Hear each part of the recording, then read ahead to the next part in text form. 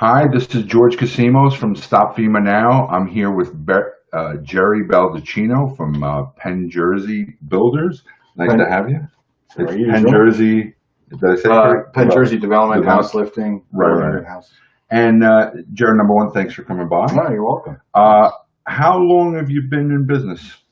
Home building since 1989, and we've been doing house lifting a little bit before the storm. Actually, we did a little in Pennsylvania for different, not hurricane-related stuff, but for rivers, things like that. And then, we came down here after the storm. And right. So you do development in New Jersey and Pennsylvania before Sandy, is that correct? Oh, yeah. And you became a RREM Pathway B and Pathway C contractor? Pathway C. Originally, it was Pathway C. We were chosen in the first round back in, I think it was summer of 14, I think it was. Right. And we did, they had Pathway C for about a year, and we did, I'm not sure how many jobs, probably around 50 for the state at that point.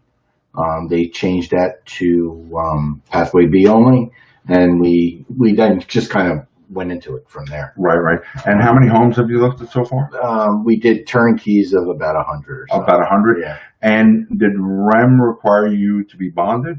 Oh, yeah. We were bonded up to $7.5 million. All right. And, yeah. So you're probably not going to walk away for $150,000 or $200,000 lift, right? Absolutely not. Right. And that's I'm assuming this is a family business? Yeah. Well, I have two companies, Penn Jersey Development. And they raise? And we do mostly raises and turnkey house raises.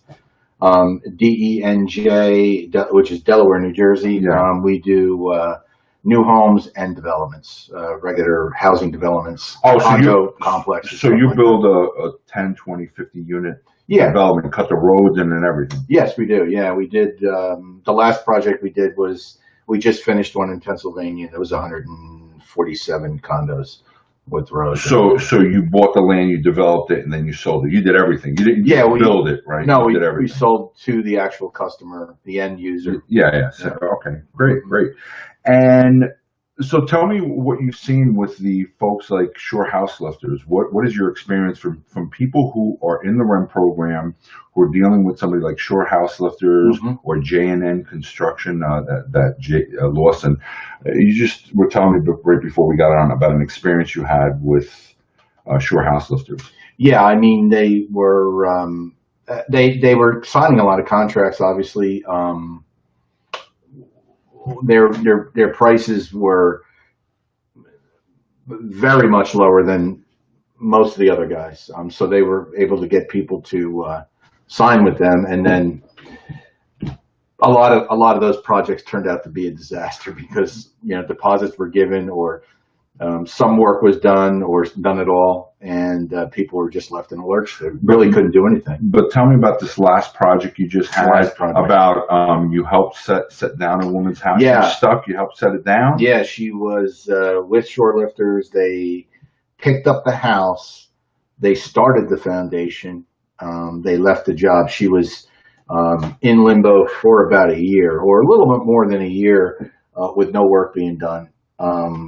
She called me, we came in, and we had to, it turned out, after inspections were done, Tom's River had asked us, we had to do boring samples on the foundation, on the footings, because Shore Lifters was using inappropriate material based on Tom's River municipal experience. So the concrete foundation had to get ripped out? Some of it did, yeah. Wow, it's crazy. Yeah. So not only did they leave her hanging up in the air that you helped drop her, but then as you went on, you found out that Tom's River saying their construction techniques were wrong. We have to rip the concrete part of the concrete foundation out.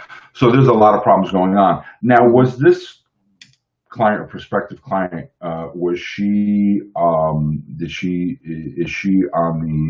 a defendant, a plaintiff? Excuse me. She just recently got accepted by the fraud program. Right. And they are probably going to help her. I actually went with her to her meeting, and they assessed her whole situation. So you're helping home buyers who are stuck in the air to get on the fraud, yes. Get on that fraud thing, deal with RREM and everything else. tell me what you do about fraud. Tell me your, I'm sorry, about REM. Who do you have working with you? So I have a project. I have a new project, and I don't want to get called back on, or I have excuse me, business phone call, or I have an existing stuck in the air project. Okay. How do I know at the end of the project whether I owe money or not? We have a lot of people in our group that are getting clawed back. So what do you do? Because you're going to get stuck at some point, right? Yeah. Well, what we did is early on in the process, I did basically a decoding situation where we would take their grant, how they were going to get it distributed, and we would fine tune their scope of work based on what REM wanted to avoid clawbacks at the end. Right now, knock on wood, my clients who have been finished, not one that I know of has called me for not one of your 100 raises. And how many new homes have you built around? About 40. 30. So of 140 clients, not one has been clawed back. No, not to my knowledge, for sure. Right. Definitely. So, which is good, because I think one of the problems is, you have fraudulent contractors that really just went out there, took deposits and ran. And you have other guys that are pretty good, but they took on so many jobs. Let's say you take on 50 jobs and you get clawed back 30,000 a job. That's $1.5 million. You're holding that is being held, and the other 30,000 that REM is holding for final payment. So now you got 60,000 on a job. 50 jobs is $3 million. A lot of these guys are building 2-3 houses a year. Now they're building 50. That's the problem, I think. A lot of them aren't fraudulent. They're just bad money management. Yeah, that's true. I mean, some of it was definitely, good intentions that there was just a lot of it, and it was, the program itself was confusing, and you had to kind of understand it. Right. And the education, when Pathway B started, part of it was the information that the people were given from housing advisors and such that really didn't reflect the real world that much. Right. And so I think people just made decisions that, obviously based on dollars, a lot of it, but I guess that's human nature. So, and here's just a few things, and this is just talking to the really, really good builders, is if you're raising your home right now, and you're just raising, you're not doing anything else, do you need an architect and an engineer on that? Most times not. There are cases where you would, for instance, if you're going to add an addition, or, pretty much just that. I mean, your engineer can pretty much do your foundation design, your stair designs, minor things like a utility room. But you're going to save them a lot of money. Which, absolutely. See, like me, I didn't know, and originally I went and got an architect. And a lot of guys are getting architects, and the guys in our group said, "Hey, all you need is an engineer." But we're, a lot of us just hire an architect and then get a builder later. What's your question, Nancy? Nancy, what confused you? Let me know. But you've dealt with these houses that are stuck in the air, and there are various problems. Like right now, if you have a shore house lifter's problem and there's concrete, not only in Toms River but everywhere else, you're automatically going to know and say, "Hey, this is going to cost more money." You're not going to give everybody a surprise. See, what I want to do is I want to stop everybody at the end of their job getting a surprise. Right. Okay, getting clawed back, very, very big. Nancy's got a question. No, I agree to confuse me, but I got it now. Okay. Yeah, it did. It's very confusing, and we're trying to get everybody unconfused. Thanks, Nancy, for dropping on by. Tell me about your Express Build, and that's your other company, right? Yeah. So we in Pathway C, houses that were deemed to be unliftable. Right. Basically, the program made those decisions early. We also did a lot of new construction, and from that spawned a house that is very affordable and can be done within about 100 days from shovel to finish. So what you're saying is, once you get permits, what happens? You can build a home in 100 days. Yep. Okay. Especially one of the models that we have in that program, we can. Okay. Yes. Now let's say that model, because I love you, I think you're straight and everything else. What if you don't? What happens? Well, Oh, you know what? If you go the different model, I mean, we're still pretty efficient, and 4 to 5 month build time is common. Okay. We have that express build. There were more about a year ago people who just were through the mail so many times and fed up with different. They didn't get the grant. They did get the grant. They were going to do a contract. They never did. They were at the end of the line and they just wanted to get in. And we did a bunch of houses for people in that sense where they just wanted to get back in. It wasn't like it's not a mansion. But hey, it's on piles. It's flood proof. It's built like a tank. So what happens? So what happens now if somebody's building and you look at their paperwork and they're short 30,000? Whether it's RREM, whether they're financing themselves or whatever, how do you get them over the top? Yeah, well, there's a few different ways. I mean, at one point, Ocean County Long-Term Recovery was helping people out when their unmet needs from their grant were above zero. So if it was 20,000 and Ocean County could hop in and give them 20,000 without it being taken from the grant, they would do that. That hasn't happened lately. They're trying to get everybody's kind of run out of money. money. They're kind of running out.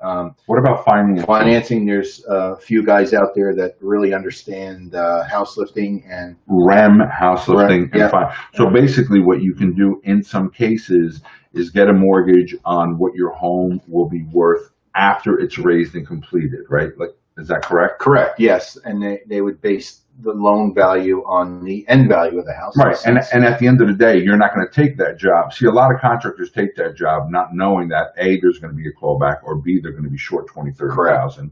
And that's when people get stuck in the air because the contractor is not going to float you. The contractor can't finish.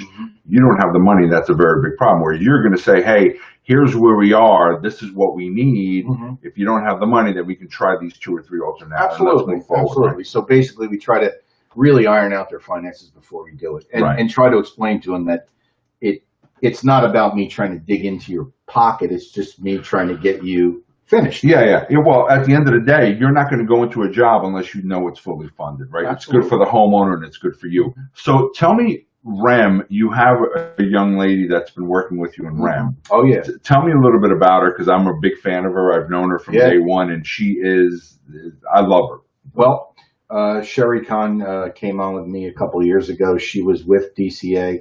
She was definitely, she was a big part of the regulatory side of the RREM program. She understood it extremely well, and she's helped us out tremendously with people who basically don't understand their grant, need a scope adjustment. Right. She, in my opinion, and I have to interject here, she is a professor. Yes. She worked for the DCA. I believe she worked for RREM. I'm not sure. Yes. She is a professor. She teaches all this stuff. She was a builder. This girl is the go-to person. Nobody knows. The Ocean County Long-Term Recovery Group had her, and she's very expensive, and I know, and now there's not a lot of stuff going on, and now she's out there. Do you mind one day if I can get her and to have our members ask questions about RREM? Because she is the one, I feel I know a lot, but when I don't know something, when I had issues on my RREM grant, I went right to her because I used to pick her brain. And now that she works for you, obviously it costs money. If you don't mind, if we can use her for a couple of times to help people, that would be great. Oh yeah, absolutely. She's, she's more than willing. She enjoys it, and she's extremely thorough, understands it in and out. Excellent. And now we're going to have, again, in full disclosure, Gerry, Penn, Jersey, and DENJ is a sponsor of StopFemaNow. Only the second contractor that's ever sponsored StopFemaNow, and we're glad to be working together. I appreciate it. It helps us get down to Washington and other areas.